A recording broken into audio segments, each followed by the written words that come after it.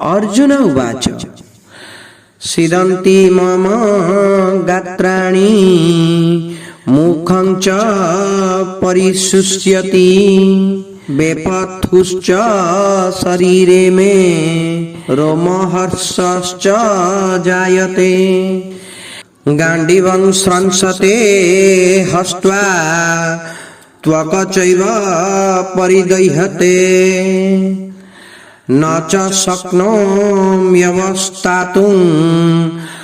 भ्रमतीव च मे मनः।